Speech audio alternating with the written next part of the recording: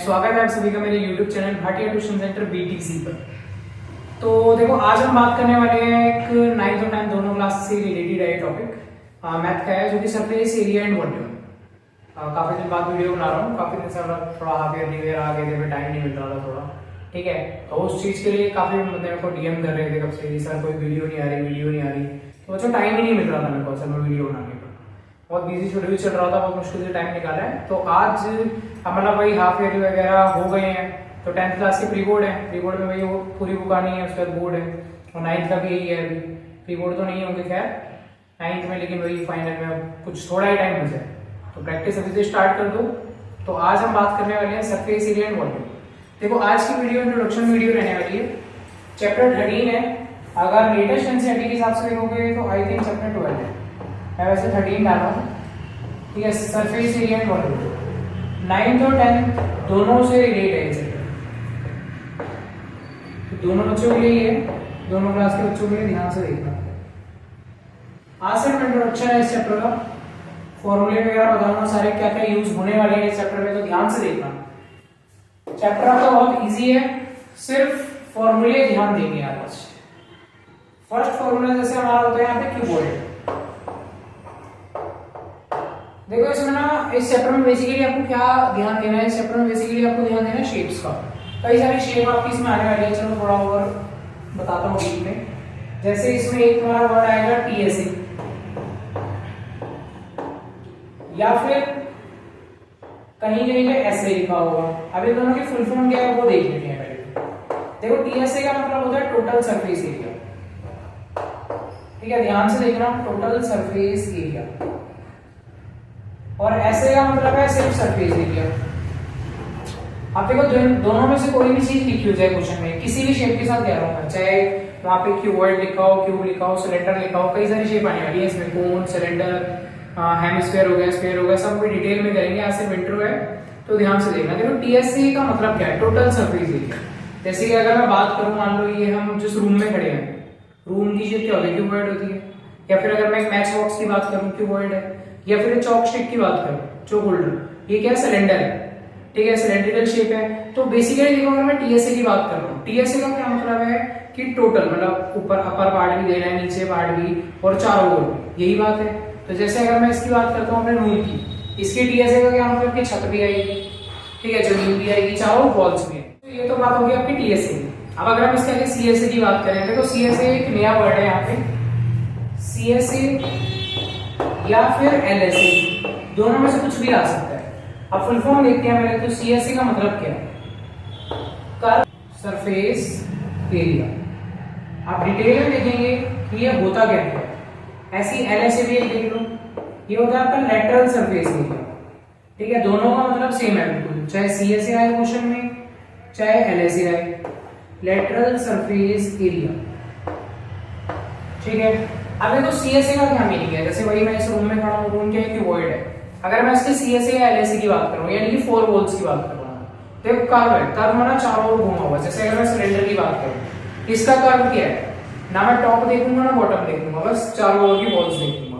तो सेम चीज है, कोई भी शेप हो, CSA LSA का मतलब है चारों दीवारें। अब इसमें दीवारें क्या है, चारों ओर घूमी हुई इसकी साइड, क्योंकि इसमें तो कोई दीवार है नहीं ना प्रैक्टिकली अगर देखा जाए। और इनमें एक चीज याद रखना, चाहे CSA आए चाहे TSA आए, दोनों के जब आप आंसर निकालोगे तो जो इसकी यूनिट होगी हमेशा स्क्वायर में नापी जाएगी। जैसे अगर फॉर एग्जांपल मान लो मीटर में चल रहा हमारा क्वेश्चन, तो आप आंसर क्या लिखोगे, मीटर स्क्वायर। या अगर मान लो सेंटीमीटर में चल रहा है तो सेंटीमीटर स्क्वायर, या कोई और भी यूनिट होती है, स्क्वायर यूज करोगे, चाहे CSA हो चाहे TSA हो, ये चीज याद रखना, ठीक है। इतना तो आई होप क्लियर हो गया होगा, CSA क्या है और TSA क्या है। ऐसे आगे एक चीज और देखेंगे, वॉल्यूम। इन 3 चीजों पे काम होगा इस चैप्टर में पूरा। फिर फॉर्मूले पे चलते हैं। ये है आपका वॉल्यूम। देखो वॉल्यूम हमेशा मेजर करा जाता है क्यूब में, जैसे कि हमने उसमें लिखा है यूनिट क्या है, सेंटीमीटर और मीटर स्क्वायर। ऐसे यहाँ पे सेंटीमीटर क्यूब या मीटर क्यूब। और ये जो मैं यूनिट्स लिखवा रहा हूँ, अगर ये क्वेश्चन में नहीं यूज करोगे नंबर कट जाएंगे बेकार में, तो उससे बढ़िया यूज कर लेना ज्यादा बेटर रहेगा, ठीक है। कोई भी आंसर मिले, कोई भी यूनिट दे रखी है, उसके आगे क्यूब लगा दो वॉल्यूम में। अब वॉल्यूम निकलता कब है हमारा, फॉर एग्जांपल मुझे इसी रूम की बात करनी है। अच्छा अगर देखो एक क्वेश्चन है मेरे पास अगर मान लो मैं बात करता हूँ कि मुझे इस रूम में ना पेंटिंग करनी है, ठीक है, पेंट करना है दीवारों पे, तो मैं यहाँ पे क्या लगा सकता हूँ, वॉल्यूम लगा सकता हूँ या फिर CSA या TSA। अच्छा देखो वॉल्यूम की एक हिंट और देता हूँ, फिर तुम अच्छे से बता पाओगे। वॉल्यूम हम कभी भी यूज करेंगे यहाँ पे हमें वाटर की बात कर रखी हो क्वेश्चन में, या फिर एयर की बात कर रखी हो, हाँ वाटर या एयर, ठीक है, दोनों में से कुछ भी। मतलब वाटर बेसिकली कोई भी लिक्विड हो सकता है, कोल्ड ड्रिंक भी हो सकती है, ऐसा नहीं कि पानी अलग है। अगर मैं मिल्क की बात कर रहा हूँ तो कहोगे मिल्क तो बताया है, कोई भी लिक्विड हो, कैसी भी एयर, ठीक है, हमेशा वॉल्यूम यूज होगा। अच्छा मैंने बात करी थी पेंट की, कि मुझे पेंट करना चारों और दीवारों पे, छत पे, तो मैं क्या लगाऊंगा, वॉल्यूम या CSA या TSA, क्या लगना चाहिए? नहीं, देखो यहाँ पे वॉल्यूम नहीं लगेगा। वॉल्यूम क्यों नहीं लगेगा? क्योंकि देखो मैं सिर्फ दीवारों की बात कर रहा हूँ, तो मैं यहाँ पे देखो पहली बात तो पेंट वाला क्वेश्चन थोड़ा अलग होता है। पेंट में हमें क्या करना है, देखो हम 6 दीवारों में तो करेंगे नहीं। 6 दीवार कैसे, 4 तो ये आसपास वाली, एक छत हो गया, जमीन पे कोई पेंट करता नहीं है, तो कितनी दीवारें हुई हमारे पास? 5। तो यानी कि इसमें तुम CSA से भी कर सकती हो, TSA से भी कर सकते हो, बस एक चीज चेंज होगी। अगर CSA लगाओगे तो 4 दीवारों में एक साइड प्लस करनी पड़ेगी जो कि छत है, और अगर TSA लगाओगे तो एक दीवार माइनस करनी पड़ेगी जो कि जमीन है। अभी क्वेश्चन करेंगे तो डिटेल में तुम्हें समझ आएगा, ठीक है। अब वॉल्यूम तुम्हारा कहाँ यूज होना है? पानी में, एयर में। अगर मान लो मैं बात करता कि मैं इस रूम में मेरे पास बॉक्सेस है कुछ, मान लो टॉयज के बॉक्सेस है, मेरे को इस रूम में फिट करने हैं, या बॉक्सेस छोड़ो ब्रिक्स है मेरे पास, ब्रिक्स मुझे भरनी है इस रूम में। तो जब मैं ब्रिक्स यहाँ भरूंगा, अब वो भरने के लिए मैं दीवार पर तो चिपकाऊंगा नहीं, मैं जमीन पे भी रख रहा हूँ, ऊपर तक दीवार भी भर रही है, तो यानी यहाँ वॉल्यूम लगा है, क्योंकि वॉल्यूम मतलब मैं पूरी चीज को कवर कर रहा हूँ। तो वॉल्यूम याद रखो, एक तो जब हम कोई भी चीज पूरी फिल कर रहे होते हैं तब, या फिर वाटर या फिर एयर, और यूनिट हमेशा क्यूब में, ठीक है। सिंपल सी बात है, वॉल्यूम, TSA, CSA, बस 3 चीज पे बेस है ये चैप्टर। आप शेप्स की बात करते हैं, तो सबसे पहले हमारे यहाँ पे चीज आती है क्यूबॉइड, ठीक है। क्यूबॉइड बड़ी सिंपल सी है। अगर हम इसका TSA देखें, क्यूबॉइड TSA क्या होता है? 2 ब्रैकेट LB BH ऐसे। देखो फॉर्मूले में इसलिए लिखवा रहा हूं जिससे कि आप सारे फॉर्मूले ना लर्न कर लो पहले, क्योंकि जब फॉर्मूले हमारे कवर रहेंगे तो चैप्टर करने में बहुत इजी रहेगा, दिक्कत नहीं आएगी चैप्टर करने में, सिंपल सा है। और हाँ 9th वालों के तो वैसे भी एक्सरसाइज कर चुके हैं, 9th वालों की सिर्फ कोन वाली एक्सरसाइज आ रही है, हेमिस्फीयर और स्फीयर, लेकिन 9th वाले भी लिख लो क्योंकि अगले साल 10th में तो जाना ही है, तो 10th में सारी चीजें यूज हो रही है। 10th वालों को तो सारी फिगर आएगी कोई भी हो, फर्स्ट टर्म छोड़ के, ठीक है, फर्स्ट टर्म एक चीज होती है, तो इसलिए 9th और 10th सभी सारे लिख लो फॉर्मूले। क्वेश्चन चाहे 9th वाले मत करना सारे, ठीक है, लेकिन फॉर्मूले सारे लिख लो, लर्न कर लो, काम आएगी। क्यूबॉइड हो गया। इसके बाद हम बात करते हैं क्यूब की।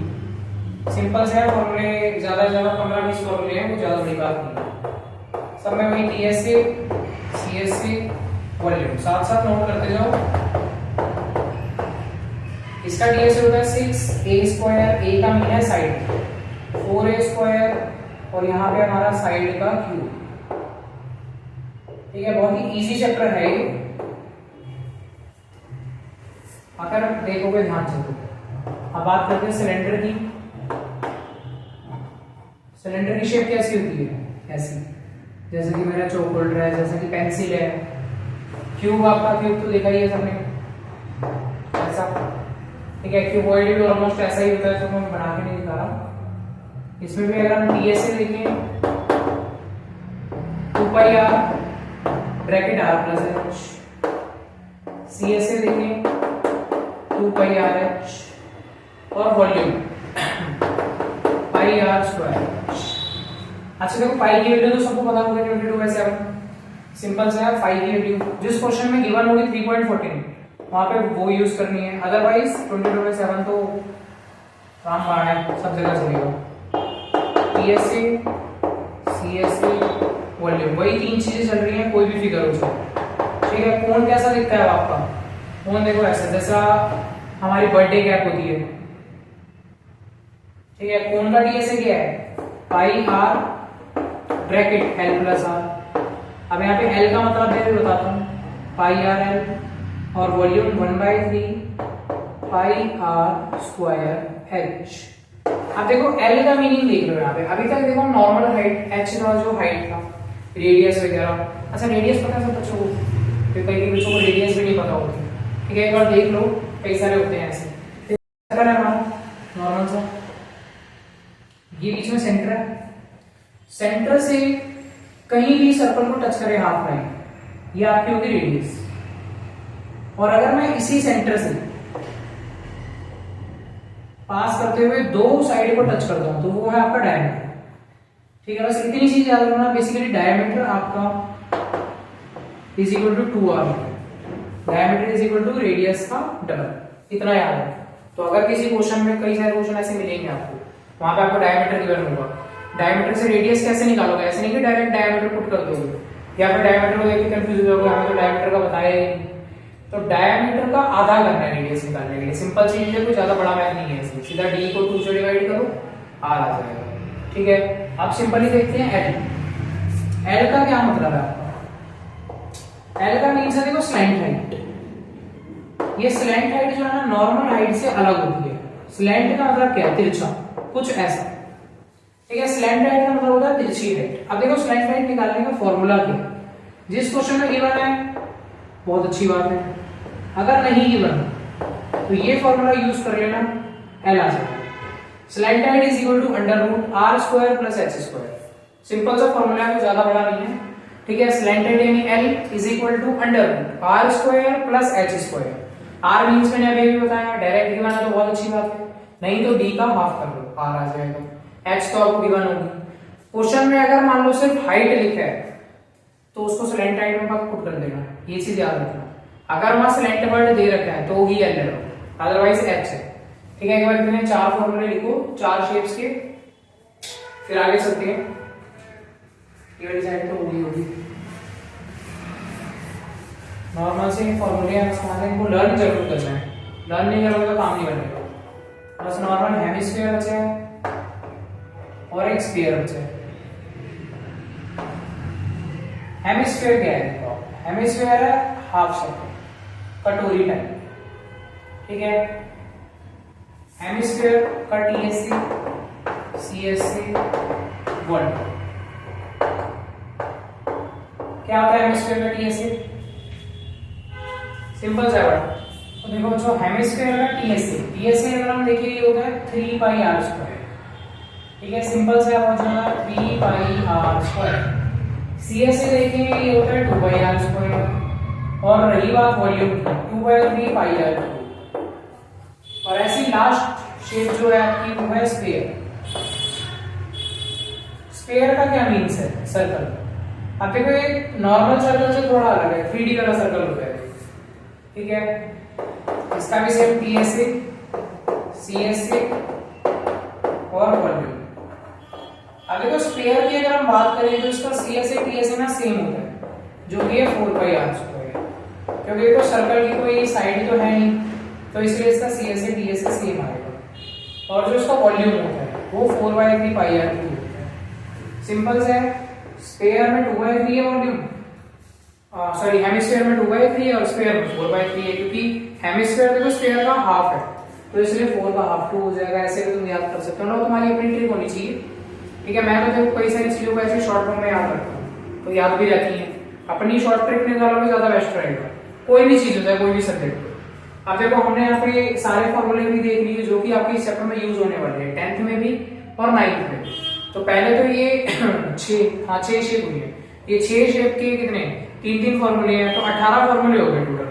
18 फॉर्मूले आपको अच्छे से याद होने चाहिए सभी बच्चों को, तब चैप्टर आगे अच्छे से होगा। सबसे पहले तो फॉर्मूले सभी को अच्छे से याद होने चाहिए, क्योंकि ऐसा नहीं है अगर फॉर्मूले याद नहीं है फिर चैप्टर करने बैठोगे तो ना कुछ समझ आएगा ना कुछ, वैसे टेकने वाला काम हो जाएगा। तो उससे बढ़िया पहले फॉर्मूले याद करो, एक दिन 2 फॉर्मूलों को, 18 फॉर्मूले हैं, कोई ज्यादा बड़ी बात नहीं है।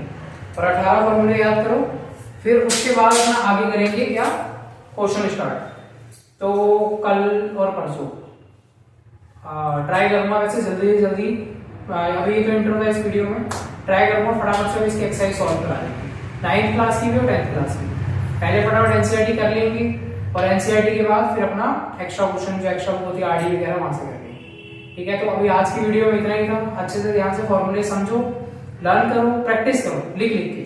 अब देखो फॉर्मूले याद कैसे होंगे, ऐसा नहीं है तुम उसको बैठ के जैसे हिंदी और इंग्लिश के एसएसटी क्वेश्चन याद करने चलते हैं वैसे याद करोगे, ऐसे नहीं करना।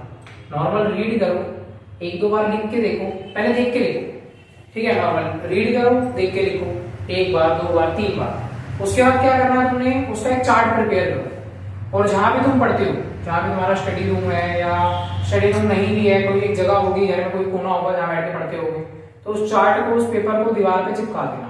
ऐसी जगह चिपकाना जहां तुम्हारी नजर पड़ सके उसके बाद, कि जब अपने क्वेश्चन करने चलो वहां से एक बार नॉर्मल पहले रीड करो कि हाँ भाई हमने ये फॉर्मूले देखे, फिर उनके क्वेश्चन करो। ऐसे करोगे तो चीजें जल्दी याद होंगी, याद भी होंगे, लंबे समय तक याद रहेंगे।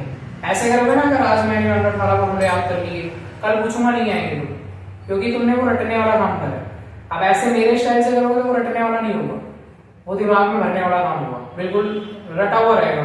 ठीक है, मेरे से नींद में ही पूछ लो फॉर्मूले, मेरे को याद रहेंगे, क्योंकि मैंने समझ के याद कर रही है, रटे नहीं रखे हैं। ठीक है, तो ध्यान दो इन चीजों पे, चार्ट प्रिपेयर करो इन फॉर्मूलों का और उसको चिपकाओ एक दीवार पे जहां तुम पढ़ते हो।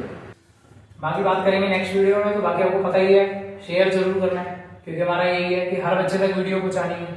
ठीक है, जो बच्चे अफोर्ड नहीं भी कर पा रहे हैं उन तक भी, तो ज्यादा से ज्यादा शेयर करो, लाइक करो अपने फ्रेंड्स के साथ। And thank you.